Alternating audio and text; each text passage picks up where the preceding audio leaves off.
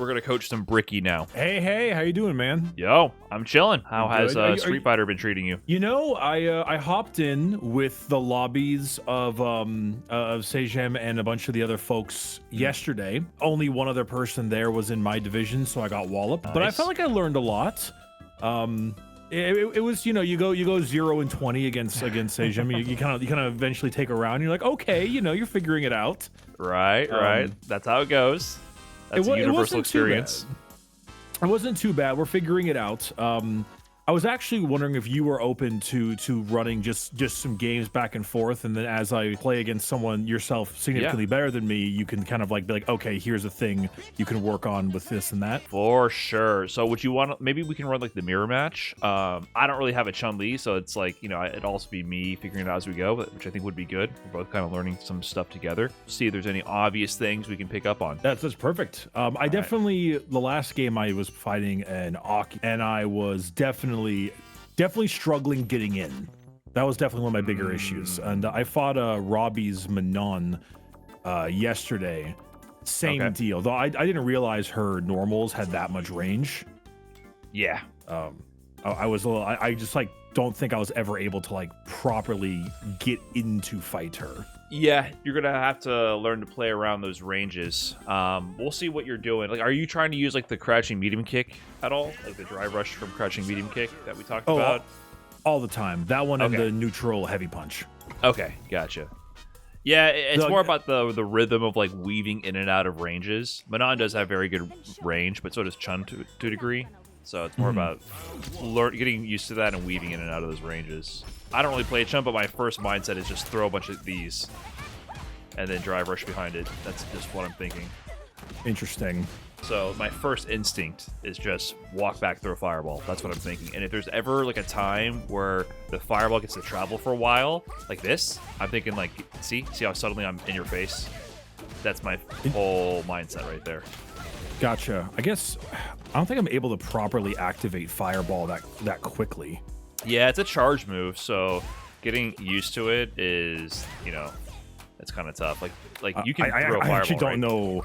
Yeah, I'm actually trying to right now. I don't know why it's not going off. There we go.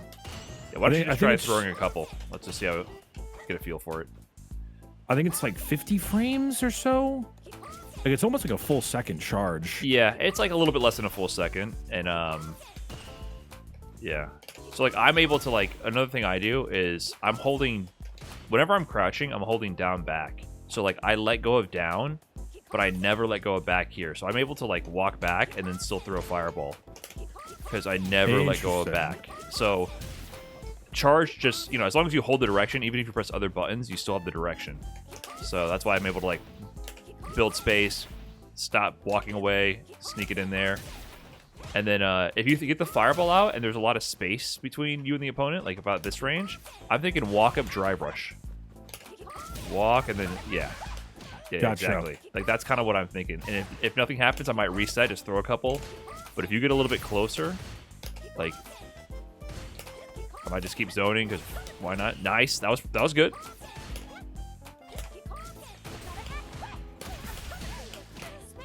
Interesting.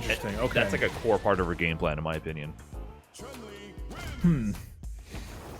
So, getting in via the fireball specifically, you mean? Yeah, how would I deal with someone who can equivalently deal with, like, a fireball kind of game plan? Well, you can try using OD fireball as well. But like I think the main thing is like you're not throwing the fireballs fast enough. So the rules for fireballs, which I think you probably know intuitively at least, is like you can only have one on screen at a time. So as soon as I see you clash with my fireball, I throw another. You know what I mean? Because like normally I have to wait for the fireball to go away entirely, but as soon as you get hit by it, or if you throw a fireball into it as well, I'm like, okay, I can throw another fireball.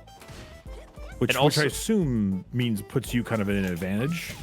It just means you can get more stuff on screen. Like the fireball battle, like the rhythm of a fireball battle and who gets advantage is pretty complex, and that comes with playing Street Fighter for like 20 years. You know, this is like an art that like old heads like really like admire. You know what I mean?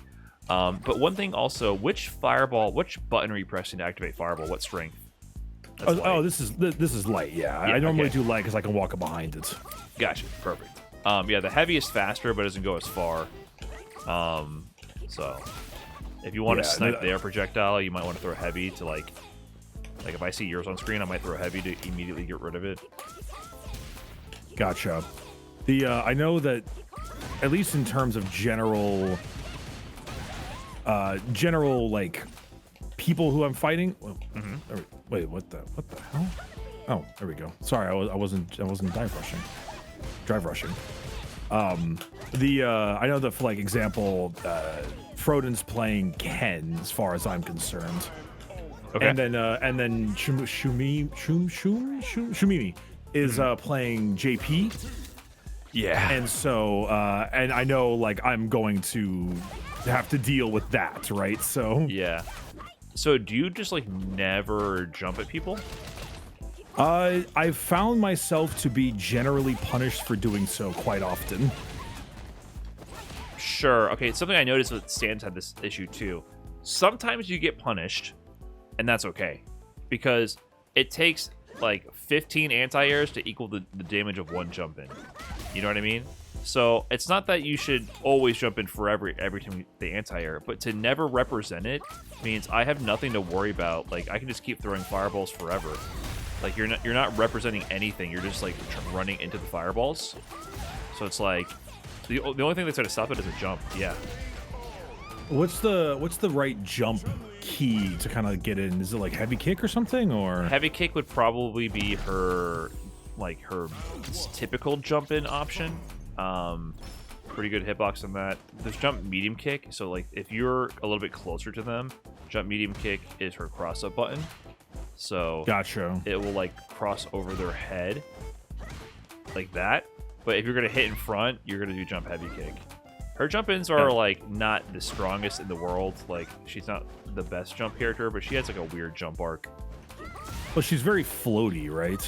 Yeah, she can, but because of that, sometimes she goes up real high, then comes down kind of short. Sometimes people will whiff their anti-airs. Like it can work in your favor sometimes, actually. I think I got conditioned to not jump too many times. I think I fought one or too many modern Kens. Right. And then he just would like instantly anti-air me. The idea with the jump theoretically is that the jump is a read, like they're gonna throw a button or a projectile. Like if I'm sitting here and I'm like, yeah, he's gonna throw a fireball, I jump preemptively. But so like if I'm throwing a bunch of fireballs at you, eventually you might want to guess a jump, because even if I anti-air you with like the up kicks or a DP, like a Shoryuken with Ken, it doesn't do that much damage, you know? Meanwhile, if you land the jump in, you should theoretically turn that into a full combo and get a lot of damage. How do jump-ins combo? Well, if you land a jump in, it's like you can do whatever you want after. Like they do so much hit stun, you can press whatever your next option would be. So like I said, combos are like putting together like Lego pieces. So like you don't want to think about things being canned, like, oh, this is my combo. It's more like these are my pieces. So we practice a lot of pieces, like stand medium to crouch medium to spinning bird kick. So if you throw a fireball and I jump and I see that the fireball's on screen, I'm like, oh, this jump in's about to hit him. I know I can do as soon as I land, I can do this, spinning bird kick. I messed it up, but you get the idea. Like it's gonna combo. Because this move, the jump heavy kick. Oh, also, yeah, but anyways, neutral heavy. Yeah, this one's really good. But the jump forward heavy kick is also good. You know you're going to get a combo. It has a ton of hit stun. It hits harder than her heavies. You know what I mean? It's like the heaviest hitting move you have. It's your best starter. But it only lands if they threw a fireball or they whiffed a button. Otherwise, they should theoretically just anti-air you. You need to time the jump move to hit when you want it to hit. So don't jump up and press the button. Like jump and then hit the button when you're about to hit them in the air or like on the ground. Right, so I kind of get delayed a little bit, basically. And also, if you make them block the jump in, you move first as well, right? So like even if they don't anti-air you, but they don't get hit, if you make them block this, you land it in, you can get pressure now. And you can do your stand medium punch, because remember your stand medium punch is plus unblock. You can do like stand medium punch to jab. Is that the way with most characters? Even if I do a jump in and you block it, I'm still first act? Yeah. If you get over and land a jump in and they don't anti-air you, you have earned either a combo because you're hitting them or pressure. Because the jump in, like you saw, jump in should theoretically, in a perfect world, you would anti-air every single jump in. So if you manage to sneak a jump at them, you get rewarded with pressure or a combo. So it's a medium risk because an anti-air usually doesn't do that much damage. Like if you eat that, that's not a big deal. But it's a high reward. So what I'm saying is if you get anti-air 3 times, but on the 4th time you land that freaking jump heavy kick into a full combo and you kill them, it's worth it because you do so much more damage. Is that why new players tend to be so jump happy? Yes, exactly. Because when they finally land the jump, they win. And also, most people are bad at anti-airing. Don't be scared by a handful of players who actually know how to anti-air. Like, you have to test them. You have to treat these people like individuals. Always test them. If they prove, like, after 3 jumps in a row, they anti-air, be like, all right, you're paying attention to this. I got to do something else. But if it's like, on the 3rd one, you sneak a jump in, you'll be like, oh, wait, this guy actually doesn't know how to anti-air. Like, just keep doing it. It's all about spamming stuff that they're bad about. I honestly did not realize that a jump in gave me first react. I feel like I have lost many a games specifically to them. I guess I assumed that if they did a jump in and I landed or I blocked it, I would get first move because I blocked like a more difficult strike or something. I don't know. No. And so I think maybe I've got myself killed a lot because jumped in, I blocked it. I'm like, oh cool, I can jab now. No. Do you play Smash? Yeah, but much like this, not particularly competitively. Okay, but in Smash, I think a lot of like moves on shield are you move first. If you shield the move, you get to move first. It's the opposite in Street Fighter. Jump in, if they get a jump in, like they earn the right to maul you for a little bit because you should have anti-aired them. Yeah. Yeah, and obviously there's variation, right? Different moves or have different advantage on block and hit, right? So if you do like a jump light, for example, it's less frame advantage than a jump heavy. So this is just a whole other set of moves in the air. So yeah, usually like if block my jump in, so like a common sequence would be like I'd get this and I'd hold down back and then last second just hold back. Like that's how we should be. Yeah. Like I might get in and do that and then start my pressure. You know what I mean? So because I landed the jump and I did stand medium, and because stand medium is plus, it's now time for me to do my crouching medium kick, the dry brush. Interesting. Your turn. I had no idea that was the case. And on the other inverse, like if you block a jump in, it's like, ah, shit. Because not only do you have to block a guess or block the strike after, if you block a jump in, they can throw you because they can move first. They can do strike throw immediately. You immediately get a mix up after you get a jump in. You can immediately go for grab. So I would just be mixing this in. I did. Damn, okay. And I'm assuming by the time I land, I should be able, like if I do this and I go and I do a land, because my first thought was like, okay, you jump in, and then I would like, yep, okay. I was about to say, I imagine they'd have time to DI against me. Absolutely. There's nothing, you failed to stop the jump in the air. If you jump at me right now, if I don't do this, and the jump in makes contact with me, hit or block, I have failed. And now you get to take advantage of that failure. So I should be theoretically and look how that tickles you, right? But if you land this and you get the combo, you know what I mean? Like, you kill me. That's true. Look how much damage you can do. Man, this is wild. I feel like I wish I had learned this like 48 hours ago. Interesting. Yeah. One thing like Stan's revealed to me too is like this concept of like playing perfect. I think with Street Fighter, you have to understand it's not a game about playing perfect. It's a poker game. It's a game about guessing. You are guessing, right? So, and it's also about risk reward on top of those guesses. So like I'm guessing a jump that you might throw a fireball because if you did throw the fireball right then and I jumped, oh, thank you, I win. But if you did throw the fireball, you would anti-air me, but it's like, hey, maybe I have a lot of life, and I don't care if I eat one anti-air. I'll live, you know? I guess now it comes down to just picking the right jump and like entrance. Yeah, I mean, you could just practice in training mode doing jump heavy kick to your combo. Like, putting the dummy on random block, and if they block the jump in, you go for throw, and if the jump in hits, you go for like your stand medium punch combo, and it should all combo. So, or like...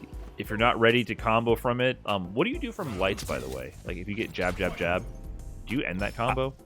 I honestly, I don't really know. I mean, I know I shouldn't. I should hit with like a medium kick or something. So, if you get these 3 lights, you can end it and just light kick legs. Actually, get hit. Let me hit you real quick. And OD. You can also do OD. So, I see you land these 3 jabs a lot of the time. If you see that it's hitting, by the third jab, you should cancel into light kick legs at worst. You should get that. 'Cause at least you get something. And oops. Yeah, gotta be careful to not like over buffer. Yeah, well, it's more about me trying to get the input on, so I spam it, which automatically throws it into a double quarter circle, right? Exactly. That's what I mean by over buffer. Like you're inputting the move multiple times to hope it comes out. Like you got to input it once. There you go. Okay. See, that one was actually just the brain not understanding. But like in general, like you need to, your openings you're getting, you should turn it into something, and then that something will then let you link the sequence to another offensive pattern that you have memorized. So the whole point is like, you're in scrambles, you do this a lot for sure, but you never ever end the combo. And you could end that combo jab jab jab into light kick legs, or into jab jab jab into OD legs, for example. What is the cost of OD again? 2 bars, 2 drive meters. 2 bars, okay. Because I've been getting very I've been enjoying the drive rush quite a lot lately. Right. And it's just been, I don't know, very enjoyable, but I find myself burning through meter real quick because of the drive rush costs. Yeah, the way to think about drive meter is, drive rush cancel is 3 bars. So if you're near like 4 bars or near 3 bars, that's the danger zone where you probably don't want to use drive rush cancel. If you got like, you're in the 5th bar, it's like, okay, I can afford a drive rush cancel. But in general, you don't want to put yourself where you're like with 2 bars of drive meter left. You know what I mean? So like, it's like, so I would, for me, like I could use drive rush cancel now. Even that's a little spooky. Unless I'm for sure, like I get a combo and it's hitting, I probably wouldn't want to do that. Because now if I block a few moves, I'm in burnout.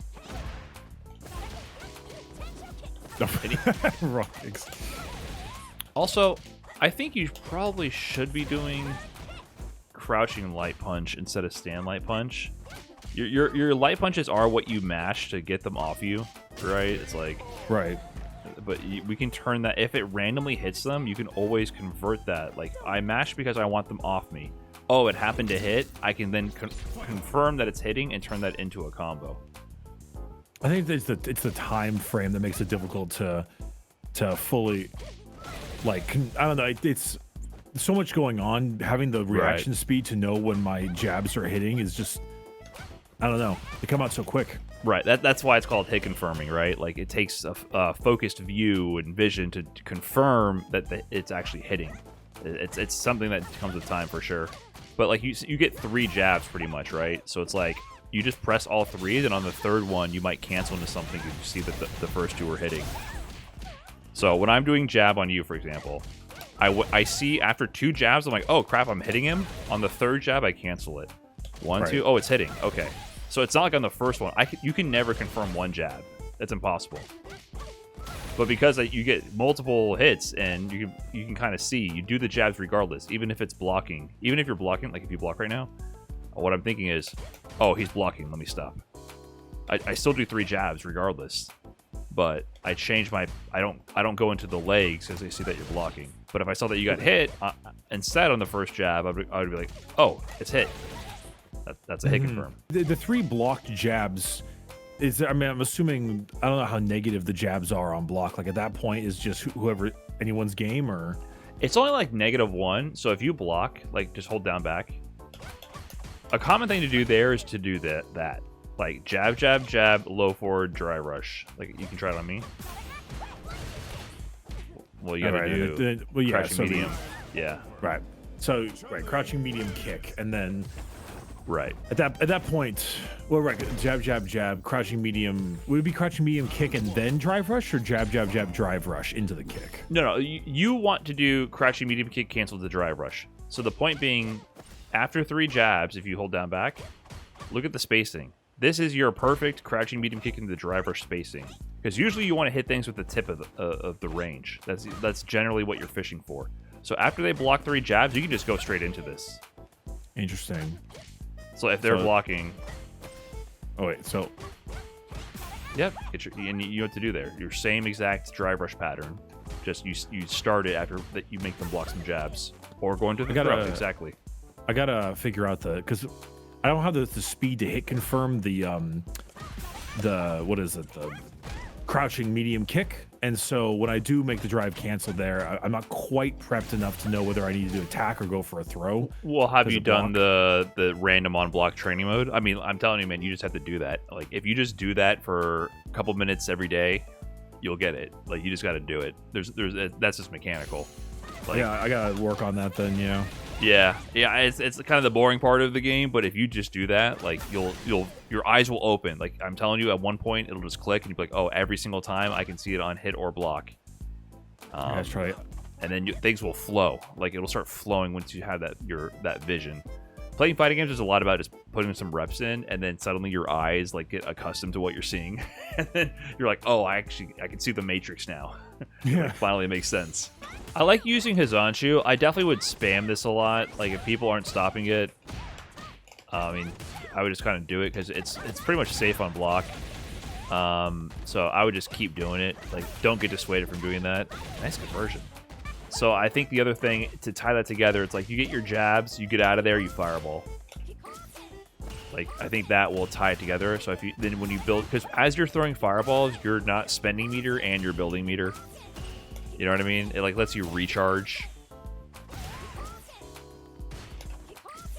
Yeah, then you fall behind it. Yep. No, one too many dashes. I would do like one dash and then I would walk. Her walk speed is really good, and you're more flexible out of walk, right? The dash, you're stiff. You can't move between each dash. But if you get a space fireball and you start walking, heavy punch, walk back, heavy punch, walk back, heavy punch. You know what I mean? That's a really good option.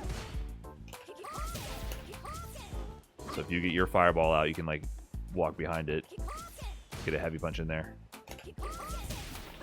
Yep. And then look where you're left. Yeah, that was a great range to low forward cancel into drive rush.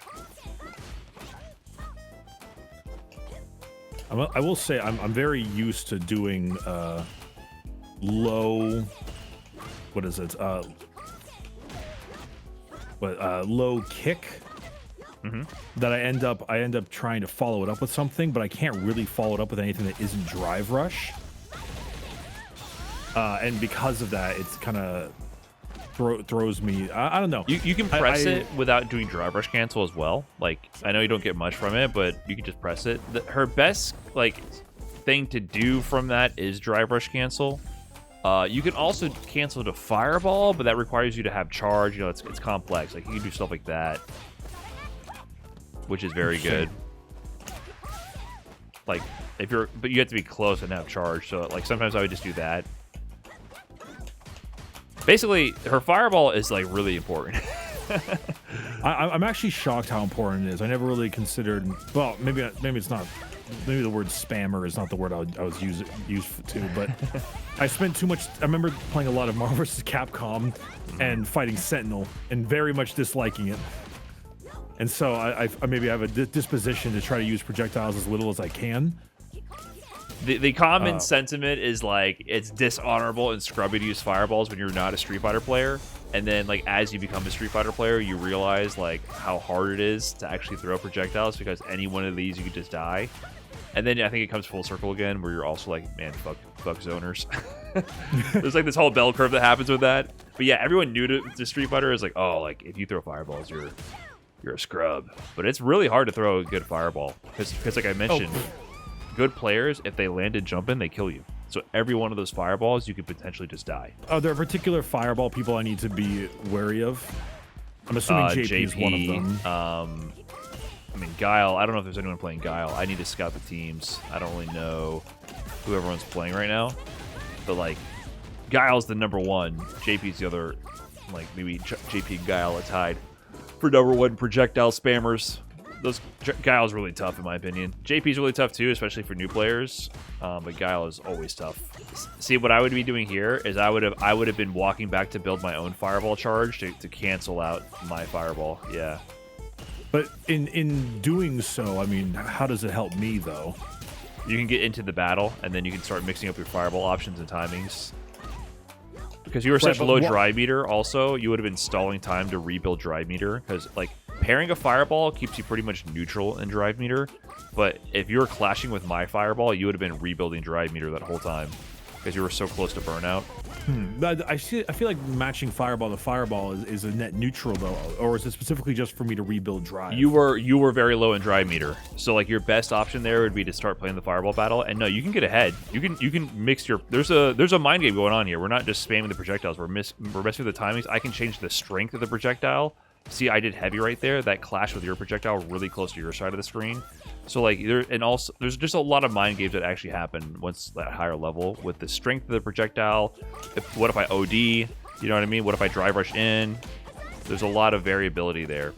So getting into the fireball battle can be good just to stall for drive meter though. But in general, her game plan is you kind of go for pressure, and if it doesn't really work out, you kind of use the fireball, you reset, use the fireball to get back in. Yeah, nice. That was good. Interesting. That was such a good low forward. I fucked up the combo, but yeah, you saw the vision. Yes, that was a really good poke with it. Yeah, if you landed the combo, that would have been super clutch. Another thing she's good at is because her jabs are such far range compared to other characters. You don't have to just like press jab, jab, jab, and walk away. Sometimes you can mix up the timing and then sneak in a grab, because the jab will condition them to stop mashing themselves. Interesting. So, just very light kind of annoying jabs in a way. Yeah. Because also, if you randomly stop, the other thing she does is that.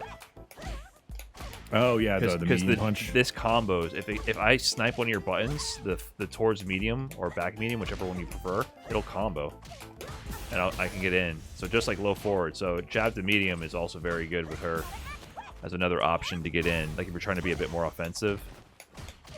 Because you can do 3 jabs, walk back.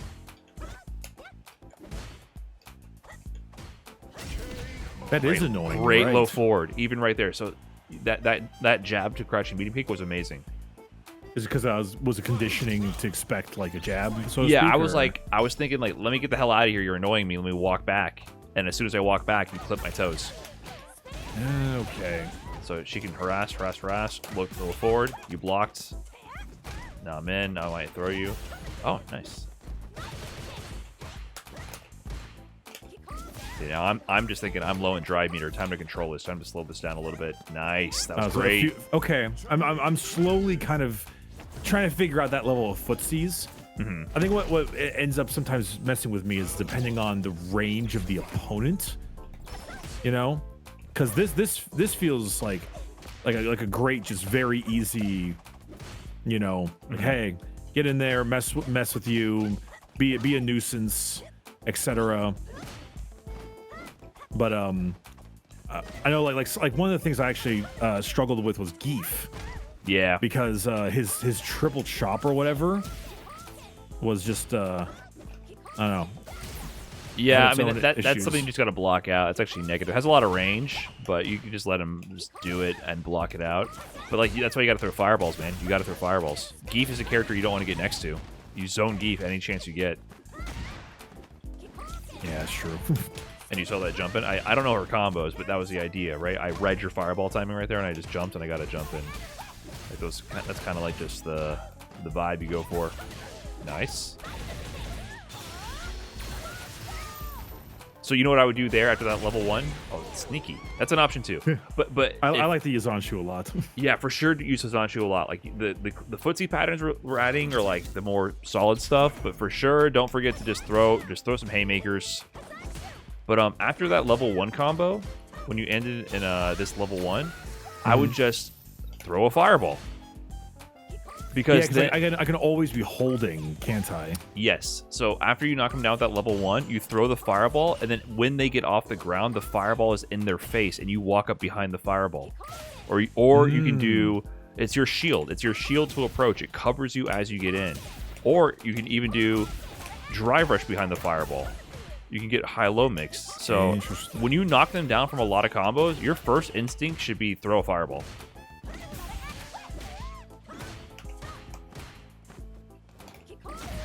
Nice. That was a great jump, actually.